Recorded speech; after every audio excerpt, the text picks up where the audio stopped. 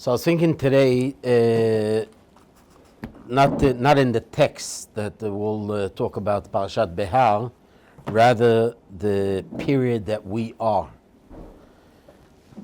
We're in the middle of Sfirat HaOmer, the period of Sfirat HaOmer, between Pesach and Shavuot.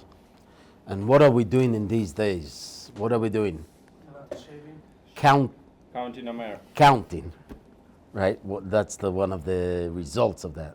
But what are we doing these days? Counting. Just the simple counting the Omer.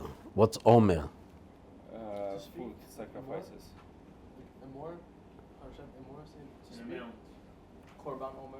Korban Omer. Omer with an ayin. Omer. Ayin Vav Mem Reish. Omer, what is Omer? Moshe was right. Omer is a amount. The Omer is an offering that you bring a certain amount of barley on the first day, on the second day of Pesach. The Torah says after the Shabbat, mimacharat Shabbat, that you should bring the offering of the Omer, and that's from the new barley that grew up this year. Actually, we don't use from the crops. We don't use the new barley till we bring the offering of the Omer. Okay, so Omer is a amount.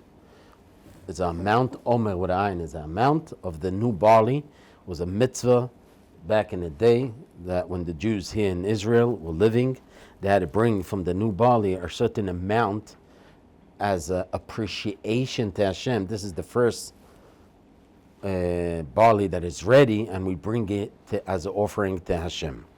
So that's just you should know that we start to count the Omer. It means we start to count from the second day of Pesach till Shavuot. Okay, that's the technical. But what is counting? What is the purpose of counting? What a person is doing when he's counting something? He's going What's toward the something or from something? Like toward something or from something? Okay. To recognize that at the end of it something significant came? Very good. The idea of counting means that you're waiting to get to someplace. It's a destination, it's a goal that you want to reach to. And how do I get to there? I count every day because I want to get to there. That's the idea of counting. So is it right? Is it your wedding that you're counting to your wedding? Or is a big day coming up that you're counting? Counting means that you want to get to someplace.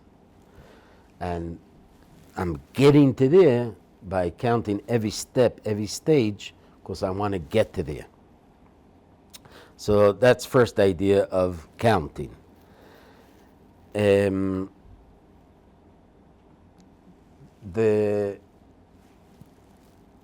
Some commentaries ask, how come, yes? How come when you count, we're counting up? Oh, very good. Very good. That was my next question. If somebody's waiting,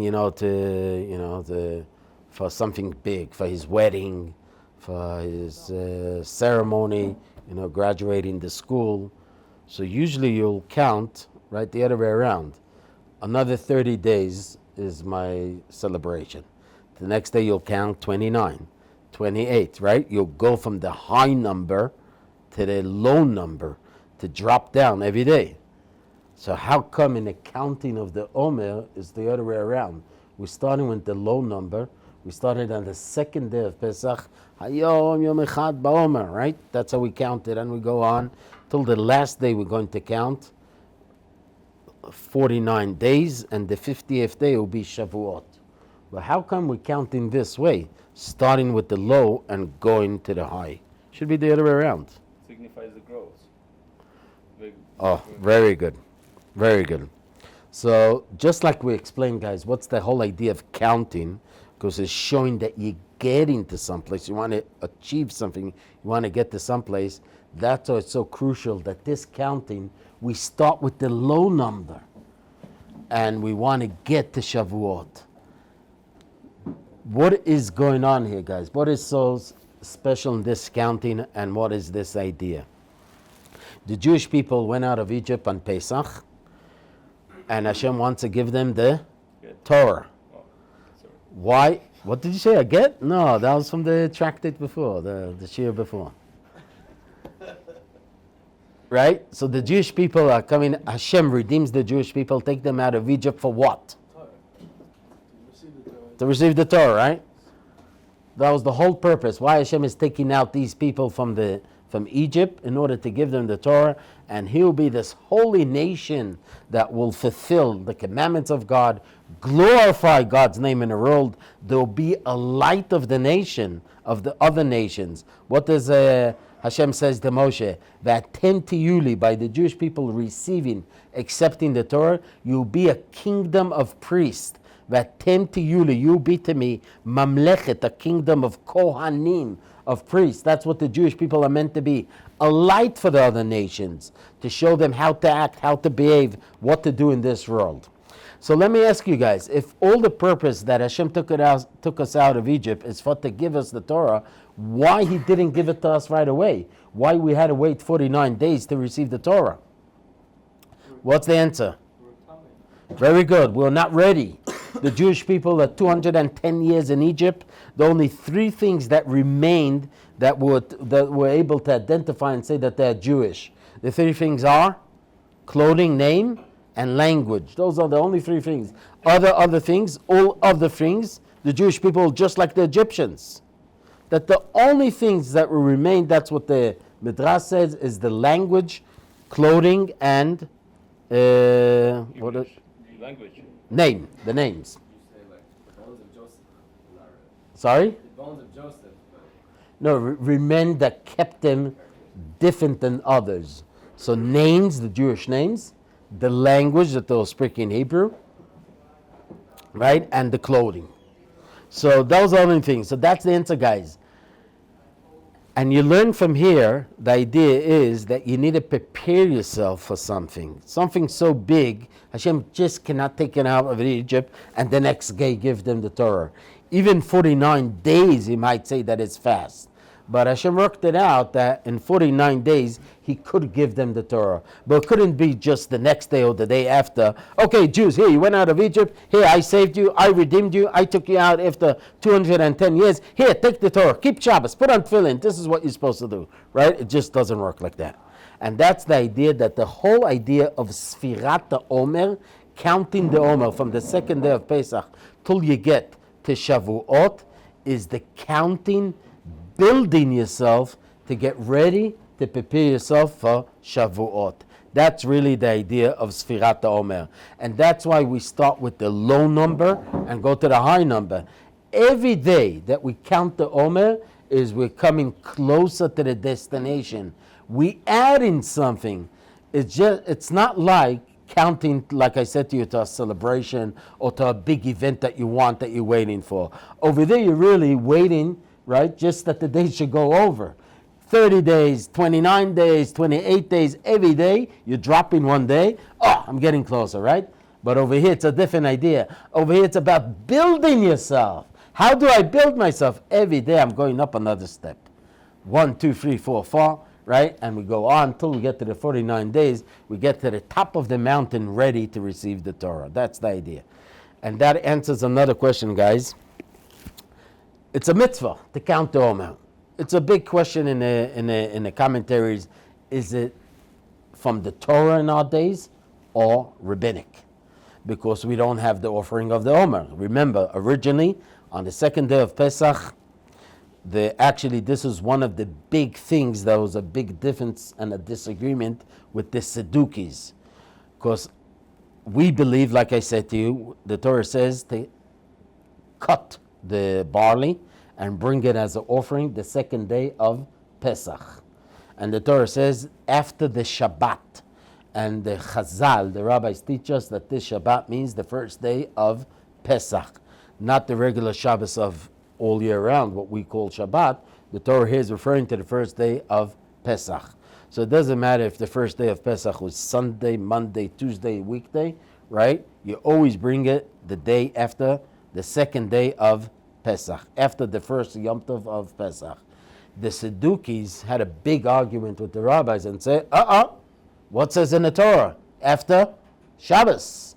So according to the Saddukis, this offering of the Omer, they'll always bring it on Sunday. Literally, like it says in the Torah, after the Shabbos, they said it means the regular Shabbos, like always, and they used to bring the offering on Sunday. Okay?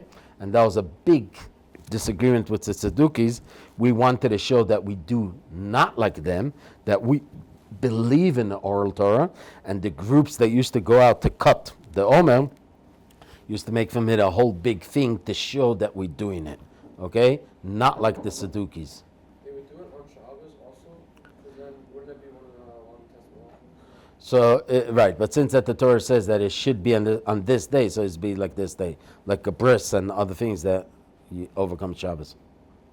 But the question, if we were going up every time, why did we fail so much with Golden Half?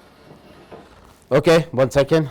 Okay, so the idea is, guys, the Ramban points out and other commentaries, how many days we celebrate Sukkot?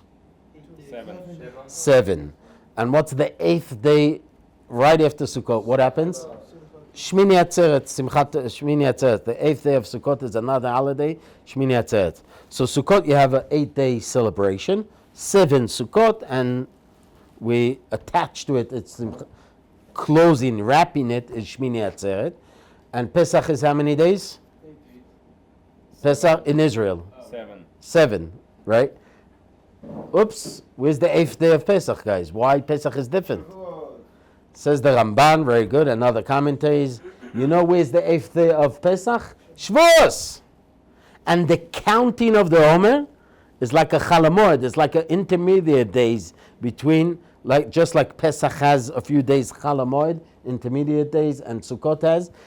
This period between Pesach and Shavuot, it's like a very long Chalamod, intermediate days that we start on Pesach and we end up on Shavuot, counting the Omer, going up every day, another step, building ourselves, right? Coming closer, preparing ourselves to this big day of Shavuot. That's the idea. And that's why the commentaries I started to say, why we don't say Shehechiyanu. You know that the rule is that a mitzvah that comes from time to time, you say a Shehechiyanu, right? When you ate matzah for the first time, when we light, even for rabbinical mitzvahs, right? We say Shehechiyanu. When you read the Megillah on Purim, when you light the candles of Chanukah. So we say Shehechiyanu. How come there's no Shehechiyanu for counting the Omer? We didn't say Shehechiyanu on Pesach, right? When we started to count, the second day of Pesach, when we started to count, Hayom Yom Echad Ba'Omer, this is the first day for the Omer, how come we didn't say a Shehechiyanu? So the answer is, what are we doing? The whole idea of the Omer, counting like we said, the whole idea of counting is that you're ready, you're preparing yourself to arrive to someplace. You have a goal, you have a destination. You're going from the low number to the high number. We are developing, we're building something. So all of this is preparation for something. You don't say a Shehechiyanu on a preparation. You say a Shehechiyanu on a mitzvah. So we don't say Shehechiyanu on the counting the Omer, because this is a tool, a path that we're starting for 49 days to get to someplace. And that's why we're just beginning the process in the beginning of counting the Omer, to get to someplace, to arrive to someplace, to get to the end of 49 days in the Shavuot. The Shehechiyanu, when we get to Yom Tov of Shavuot on the 50th day, when we will arrive there, Bezrat Hashem, in the destination, when we build ourselves after 49 days and we're ready and we're arrived on Shavuot, then we're going to say Shehechiyanu, and that Shehechiyanu will be also for the counting of the Omer. That will include, right, for counting the Omer. Oh, we counted 49 days, and we arrived. We got to the peak of the mountain. Now we arrive ready to receive the Torah. Now we arrive to the 8th day of Pesach. Now redemption is being completed. The Jewish people were redeemed physically on Pesach, and spiritually on Shavuot. That's what makes us the Jewish people, the kingdom of priests, only because of this big day, Shavuot. Okay, so guys, that's the idea of counting, waiting to get to someplace, showing, expressing the idea that we're waiting to arrive to get to someplace, a destination, a goal. That's why we start with the low number, going up, building, developing. That's why we don't say Shechianu, it's only a preparation. And that's why also is another thing that is unique. How you do the mitzvah of counting the Omer, guys? So you say the blessing, Asher Kiddishanu Mitzvah V'Tzivanu Al Sfirat HaOmer, right? Hayom, right? What was it? 28 days, right? Today, that's what we're holding. 28 days. That is 4 weeks to the Omer. Okay. Can one do the counting of the Omer for his friend? No. You cannot appoint Shaliach. Very good. You could do the blessing, right? Guys, you know the rules, right? If somebody forgot one day, so unfortunately, it's a question if he could continue saying the blessing, because it's a very interesting discussion in the halakha. Are the 49 days of counting the owner one big unit, 49 days, and if you missed one, so you cannot continue with the blessing? I'm talking now on the blessing. Or, no, it's 49 units. Every day is a mitzvah to count. Every day it's a separate mitzvah. And therefore, every day requires a blessing on its own. So it's a question, okay? Is it one big mitzvah, 49 days? And if you missed one day, you cannot continue counting with a blessing? Or it's separate units, separate mitzvot. And if you miss one day, you could continue. So it's a question. But what's the idea over here? The idea, it says like this. However, if somebody missed, okay, you could ask somebody else to say the blessing for you. Can he say the counting for you? No. Why no? Very, very good. That's the idea, guys. The blessing, okay, so we have the issue with the blessing. Is it one big mitzvah, one, right, separate mitzvahs? Okay. But the counting, guys, each one has to count on his own. The Torah says, Usfartem lachem. Counting for you. And this is a very fundamental idea, guys, how things work out by the Jewish people. How many mitzvot we have in the Torah? 613, that's the counting of mitzvot. 613 mitzvot. Okay, that's the number that we all know, 613 mitzvot. How many you could practice, do? Not a lot. Not a lot, especially in our days. We don't have the Beit HaMikdash. Even if you're not married, even more. Right? Right? We count all the laws in the Torah, guys, count as a mitzvah. Right? You're learning now in the morning tractate Gittin. So if a couple wants to get divorced, what you need? A get. Get is a mitzvah. So a get is a mitzvah. Does that mean that everybody has to get divorced? No. Obviously no, yeah? It means in a situation that if a couple wants to get divorced, how I end this marriage is a process. Just like how you got engaged is a way how to get divorced, to break the marriage, to finish the marriage. But what about that? Baruch Hashem, most people have a nice life and a nice marriage and not getting divorced. So they're missing a mitzvah from the Torah? Divorce to get married again.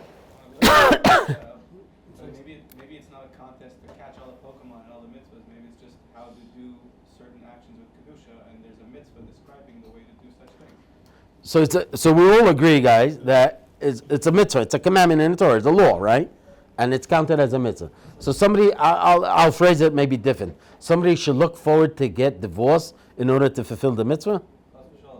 Very good. Chas v'shalom. Absolutely no. Yeah, everybody got it? Absolutely no. So exactly, yeah. So listen, what we're saying, right? The Torah is telling you as a mitzvah, this is how you end the marriage. But no one should look forward how to get divorced. It's a situation that if it's happening, this is how you do it. But you're not looking forward to do it. Nobody should say, I want to do a mitzvah, I want to get divorced. So what's the answer? So yeah, go ahead. It's like sinning to the mitzvah teshuvah. Yeah, almost like that, right? Mm-hmm. Okay, so the answer to that, guys, another example. I'm not a Kohen, guys. If we had the Beit HaMikdash, could I serve in a temple? No. So I could be the greatest tzaddik in the earth, and doing all what Hashem, trying to do all what Hashem wants for me, but they won't let me enter to go to the Kohen. God forbid I shouldn't go into the Beit HaMikdash. It's a punishment. So I'm missing a lot of mitzvahs. So the answer is, and that's very fundamental, guys, that Hashem gave the Torah to the Jewish nation. Jewish nation means that all together we could do the 613 mitzvot. The idea is the Jewish people is like an army. The army has different units, and a good army means that they all work together and they all communicate together. Unfortunately, one of the big disasters and the threats of army just a week ago, unfortunately, was the soldiers shooting on each other. Friendly fire. Friendly fire, correct. It's always a big problem, especially when you're going to different cities that you don't know well, and you're going into to conquer, to control it, whatever. So just a week ago, I think 3 soldiers. So a terrible accident. So these accidents happen. But what's the idea? What's that really? Communication. The units should communicate together and work together. I'm shooting here, I'm attacking here, be careful, go to there, be careful, hide there, right? Working together. That's exactly, guys, the idea of the Jewish people. The Jewish people is built from 12 tribes. Each tribe had something unique, and he had his specialty in certain areas. Yisachar was great in learning. Zvulun was supporting him. Yehuda was the leader. Right? Gad was very quick and very good to go out to fight for the Jewish people. So every tribe had something unique. And this is exactly the idea of the Jewish people. The Torah says, Usfartem lachem. Every individual has to count the Omer.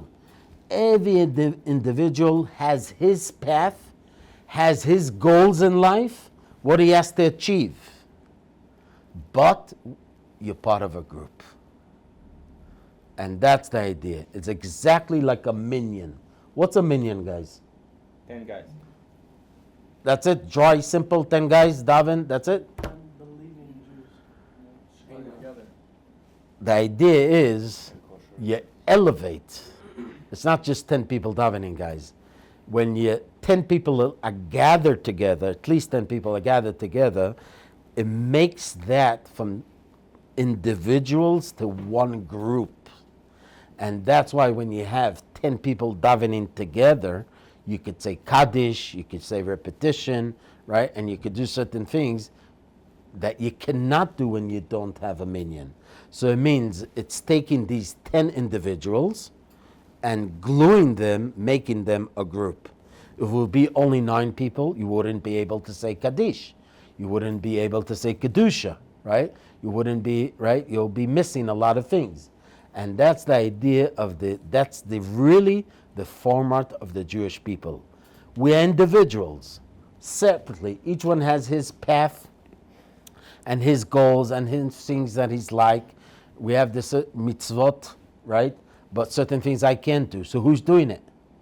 Whoever's a Kohen is doing it. God forbid if it's a couple that is getting divorced, so he's doing now the mitzvah of a get. So all together, we're doing the 613 mitzvot. That's how the Jewish people work. We're all united, we're all together, and each one should do his job, his path, go on the way. It works. This idea, Kol Israel arevim ze leze, we are guaranteed one to each other. It's not just something to show, oh, we care to each other, which is tremendous, it's unbelievable, but we all come, we all come from the same place, from Hashem installed in us a part of Him. Chelek Elokam Imal, the neshama, we all come from the same place, from the neshama. That's where we're all attached. But it's reality, guys. If somebody didn't hear Kiddush, I could do Kiddush for him. But 1 second, I heard Kiddush. I fulfilled the mitzvah, the Kiddush on Shabbos, right? So how could I do Kiddush for him? I did already the mitzvah. Is it because you're sharing in like the fruit of the mitzvah, which would be the meal? So let's say, okay, you came on time, right? You did Kiddush. Your friend came 10 minutes late. He didn't do Kiddush. Whatever he's not comfortable in doing, you could do Kiddush for him. Yes. Again, the second Kiddush? Yeah, It's correct. not about for you? That's right. Exactly. You don't need to drink. It's not a bracha levatala. You could do Kiddush for another Jew. That's right. You know that here, Do Birkas Hamazon first, or you could still do it? Kiddush, I'm talking. Somebody, it's a mitzvah Friday night to do Kiddush. And if somebody missed it, you could do a Kiddush for him. But 1 second, I heard it. I fulfilled my obligation. So how I could do it for You him? know what I'm saying? Like, you do the Kiddush, you're with your family, you do the Kiddush, you start eating, you're in the middle, he arrives late. Right. He wants a Kiddush. Do you have to do Birkas and then do it? Or you just No, you just do another Kiddush. Just do another Kiddush. Blowing the shofar, guys. Somebody missed the blowing the shofar. You could blow the shofar for him. Right. Right? It's all the most positive mitzvahs. It could be done. So even though I fulfilled my obligation, I did the mitzvah, I could do it for him. How this works? Because I'm a guarantor to him. Him not hearing Kiddush is my problem also. That's the idea. We're all connected. We're all attached. Not all mitzvahs like this. Sorry? Clearly all mitzvahs aren't like this. So why? Not all, that's right. Certain mitzvot has to be yourself. Like we said, counting the Omer, right? You have to do it yourself. But in principle, we say that most mitzvahs probably work that you could do for the other. Positive mitzvahs, yeah. Would that apply to tzedakah, for instance? You can't give tzedakah to someone else. Uh, Give them $1, but then you're just giving them $1. yeah, you could acquire him the dollar, it would be his, and you could give it to him, right? It's not the same thing as giving. Right. But in principle, so it doesn't work always. Right. We're asking for the mitzvahs that it does work, how does it work? What's going on here? Right? So it's correct, okay? So the mitzvahs, right, Sam, you okay? So the mitzvahs that does work, guys, I heard Kiddush. I fulfilled my obligation. I heard the blowing of the shofar. I fulfilled my obligation.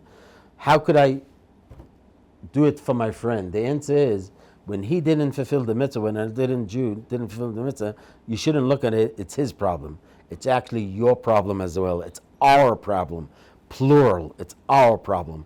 That's why I could do Kiddush for him. That's why I could blow the shofar for him. Right? I'm just saying the general idea, guys.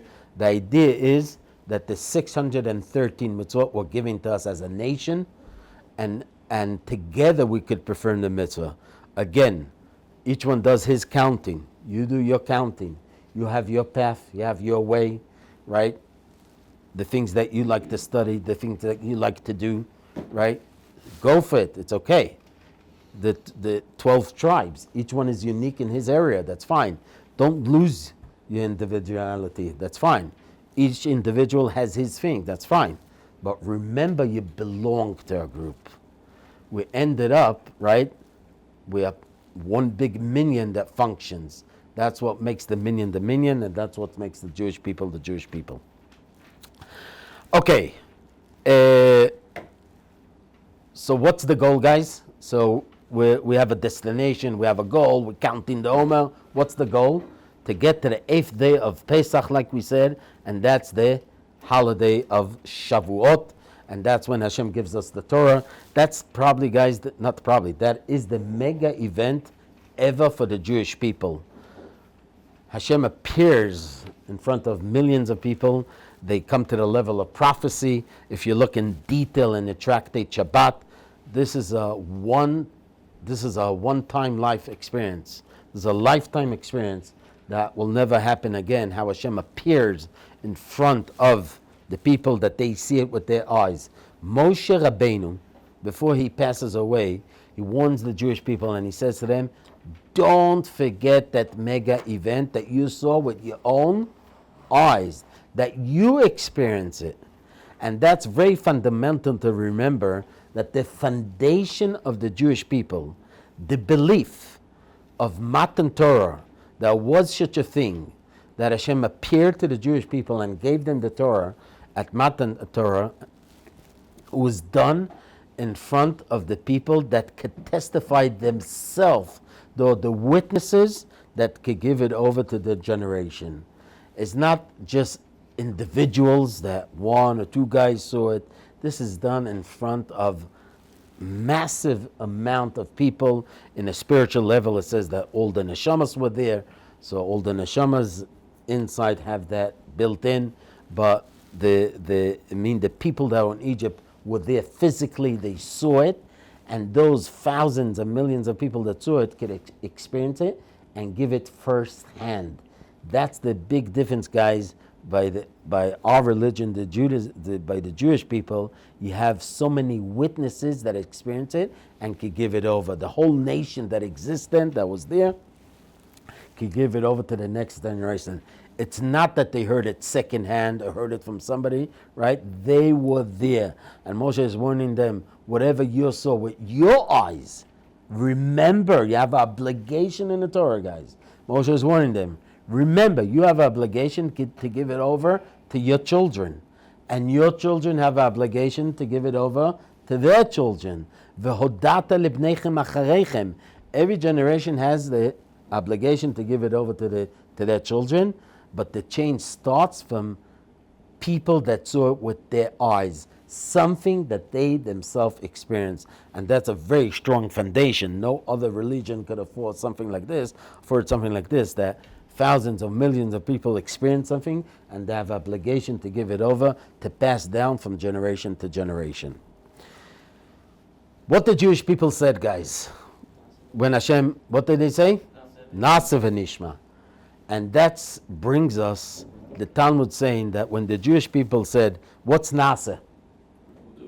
Do. What's Nishma? Hear.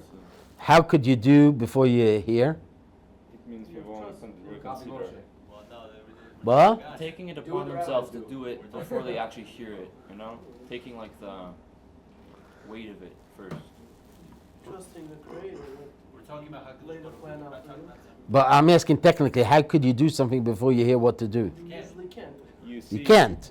I'm So saying, how I do it? no, you want me to do something, I'll say, okay, I'll do it, and then you tell me afterwards. Like, I'm taking upon myself the obligation before you say the words. So you're saying a general idea that I'm willing to do, but Yeah. you don't know yet what to do. Yeah. Okay. Yeah. That's kind of suicidal. Okay. So you're touching the point, guys. The idea, the commentary say, Nasa is mean that we're willing to do before we understand. The nishma, it doesn't mean the literally the simple of hearing. It really means understanding. The Jewish people coming back to the point like Adam Harishon before the sin. Adam Harishon before the sin was sitting in the garden of Eden. The world was perfect. Everything went well till what? Till he ate from the tree, the fruit, whatever it was, right? Right? Commentaries talk a lot about the sin, the first sin of Adam, right? What it was his desire to eat from the fruit. So it's just to try to make it simple. It's not simple, but let's try to make it simple. The commentaries explain that Adam Harishon, so to speak, I'm using my language, was saying it's too easy. The evil at that point was external of him. And the challenge, so to speak, he was saying it's too easy. Let me break the commandment of Hashem. He told me not to eat from the fruit. I'll eat from the fruit, and then the evil will be part of me, and then I'll overcome the evil. That's a challenge. That was the making a calculation and thinking. It's like you said before, Alan, that it's like sinning for a purpose of a good. That's what Adam Harishon is thinking. Let me eat from the fruit. Let me bring the evil into me, and then I'll overcome. That's a hero, right? What the Mishnah and Avot says, Ezuhu Gibor, who's considered a hero? Hakovesh, the one that overcomes, conquered his desires. Hakovesh et Yitzro, right? So that's the hero. That's whoever, right? So the Adam Harishon was being, so to speak, asked to have a bigger challenge. So let me eat from the fruit. Let me make it harder for me, and then I'll overcome. But what's the mistake? That he didn't know that he could overcome. You don't make calculations. You have to do what Hashem says. What did Hashem say? Listen to Then me. Don't eat from the fruit. That's the key, guys. That's all what you have to do. Don't make these calculations. And even if it seems to you logically, wow, I'll eat it. And then I'll overcome the evil inclination. And I'll be a greater tzaddik because I'll overcome. You got it wrong. That's the idea. All what Hashem wants is do what He tells you to do. What the Jewish people, guys, when they come to Matan Torah, what they say? Na'aseh v'nishma. We are willing to do a mitzvah. To keep Shabbos, to put on tefillin, to eat kosher, to do everything, right? Even before fully understand why we are doing it.